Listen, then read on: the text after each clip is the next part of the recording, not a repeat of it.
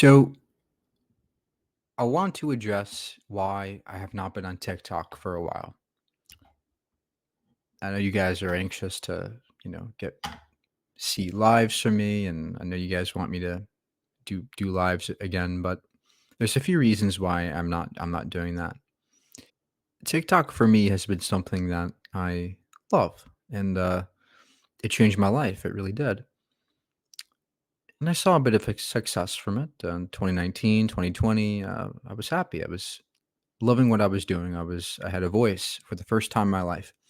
I had so many thoughts in my mind my entire life. I felt like nobody was listening to me, but for the first time I was able to be in a platform where not only were people were listening to me, but there were other people who thought like me.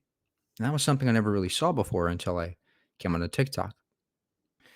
And for the longest time, the reason why I was on TikTok is because I made a promise to myself that I would use TikTok for the benefit of other people. I would use it to share good information and be an activist, and I did.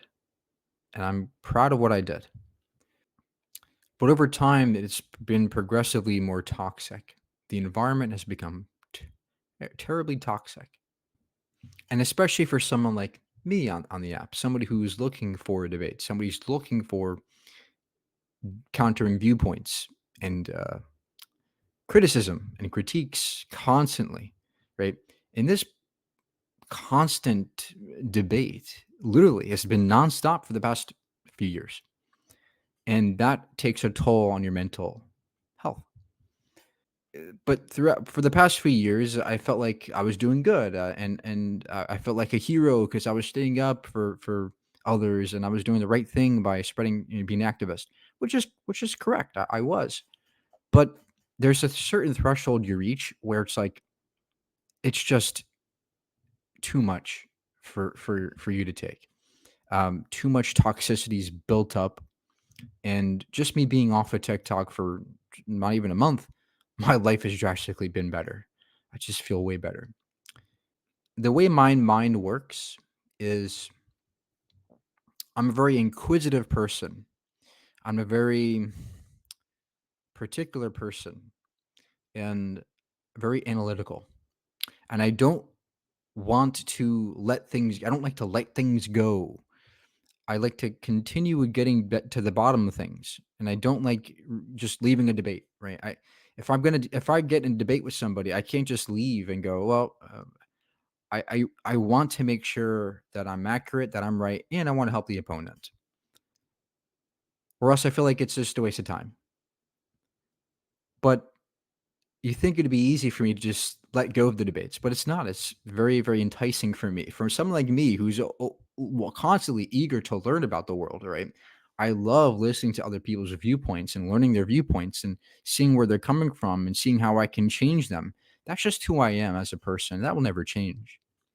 But social media has been like this drug to me because it's just a whole world of that stuff. There's a constant flow of people to talk to and debate and argue with. Social media is like Willy Wonka's chocolate factory to me. It's like a wonderland of debates and arguments, and I loved it. But there's a certain threshold you reach where you realize that it's just too much, and it's a distraction. It's really been a distraction for me. And as I moved into live debates, it's got exacerbated because now not only am I debating people live, but there's this expectation from the audience that I will continue doing these lives, and you feel like you're obligated to do them. I had this guilt in my mind saying, "Oh, if I don't do this debate, oh, then I won't be a good activist, or the other side will win." And all that stuff was getting to me, and I just wanted to stop. I just had to stop because it was getting too dang toxic. And as much as I wanted to be a hero, right? As much as I love to be the guy who saves the day and, you know, solves the problem and makes things better and is the great activist who changed the world, as much as I want that dream and goal, I won't reach it if I'm constantly soaked in this toxicity that comes about when you debate dishonest people online and ignorant people online. Because I constantly want to correct people and prove them wrong, and that's just something that's just who I am. Um, but I'm learning to now to just let those things go, and that's something that takes patience. Because for the longest time, it would bother me. It would absolutely bother me when I was debating somebody who didn't know what they were talking about, who didn't bring the facts to the table, who didn't even understand what research is, or and it still bothers me. And I want to, but I feel that urge to correct them and to teach them, and but but I'm realizing now that I can't change the entire world. It wouldn't make sense to do that. It's not possible to help everybody. In return, I would be a bit abrasive, and I know you guys like that. The sayings he makes, and I know you guys love that. But um, I want to be a positive. At the end of the day, I want to be a positive force. Right? I want to be somebody who makes things better, which I think I have. But at the same time, being more patient with people, I think, is a better route in the long term. I don't want to be known as the abrasive guy who was just rude. Although I don't really care about being rude, I I want to be like a positive force, like like somebody who I really look up to. You guys all know Carl Sagan. I think that he was. If you just study him and what he changed the world. He really did. And he was almost never really abrasive when he talked to religious people or people with countering viewpoints. He was never really toxic. He was never really abrasive like that. He was very patient, he was very understanding, and he corrected people in a very elegant way. That's the goal, my goal, to be like that. Um, and have a long ways of becoming more patient with people. But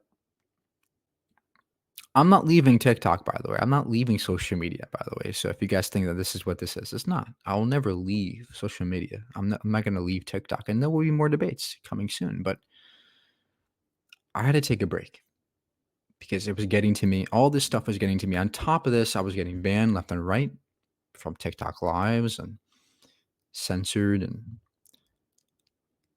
But that's the real mean reason why I left. It was getting distracting to my life, and I just wanted to show you that there are reasons why I haven't been on TikTok for a bit.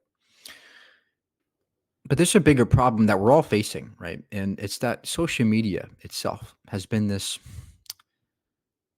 people call it a city hall, but it's not. It's a mad world. It's a madhouse. And it's been getting very much progressively worse in these past few years. I think we all can understand. We all can see this. Go on any major social media platform these days, and all you get is bickering and fighting and arguments and debates. And I don't want to be a part of that forever, right? There has to be a point where creativity comes back and patience comes back and love and compassion and positivity comes back, right? There has to be a point sometime when that comes back, and let's do it. Let's make it come back, right? Um, we're not going to solve it by being part of the debate constantly. And I'm not saying we stop all debates. Debate is healthy, but constant debates, day after day after day, it was taking a toll on me, my mental health, especially the debate topics I debate, right? Veganism and religion, some of the two most polarizing topics in the world, right?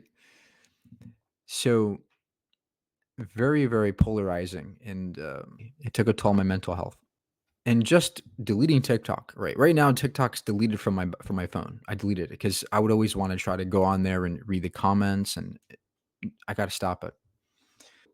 The point is that I'm taking a break from social media because it's been a toxic place. I want to really come back on a better term. I want to come back on a more positive note. I want to become a more positive force for the world. But I'm not saying that I'll never be abrasive. There are times to be abrasive. There are times to be brutally honest. There are times to be, arrogant. There are times to be rude, even. Because let's face it, no one's ever going to change if there's no pressure, right? Right. But at the same time, there are better ways to do it. There, like Carl Sagan, he was very much more inviting and warm, and for that, he was listened to many more people. So, and lastly, the underlying issue in social media is that it's becoming the new Google for people. People are getting their news from TikTok. They're getting like their information from TikTok and Facebook and Twitter, right? The world has changed drastically since even 5 years ago, and it has caused such toxicity. To me, we need change. We need something to change, because the way social media is set up today, it's not very healthy. I mean, think about it. How many times a day do you guys scroll on your phones constantly? I used to, right? Even at work, right? You're working. Oh, let me scroll through Twitter, TikTok. Or I don't want to be part of that. I don't want to be a part of. I don't want to be called an influencer, and you guys look up to me because I'm an influencer, or you listen to me just because I'm an influencer. I don't want that. Nobody should be listened to just because they're an influencer. I never posted my videos as an authority on the subject, but I post them as a stimulant for further inquiry. I want you guys to watch my videos and go, wait, he has a good point. Let me go look this up, right? I want you to fact check. I want you to do these things. That is why I post, and that's why everybody should be posting. Um, so our entire mentalities when we come into social media should be scientific. We should all be taking a scientific approach and asking questions, asking better questions. What is this guy saying? How do we know this guy's saying is correct? What sources is he using? Right? What's the methodology behind the source? Right? That's what we should be asking whenever we go online. I've been trying so hard to be this person who stood up for the right things, and I am. But in 100 years, who's going to remember me? Nobody. In 100 years, no one's going to remember you. No one's going to remember almost anybody on this planet. Let's face it, right? So there's only so much I can do. Um, I think we're all obligated to speak up, but it can take a toll on your mental health. And I can't help other people if I'm not well. So I need to take this break, guys, from social media, making all that kind of content. But don't worry, I will be back. And it's not like I'm going to be the Mr. Nice Guy from now. I'm never going to be somebody who I'm not.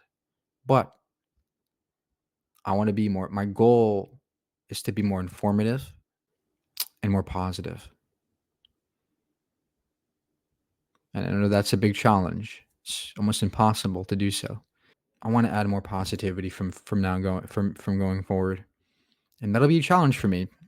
It'll test my patience, but I think that's the goal. I just miss the world before social media sometimes.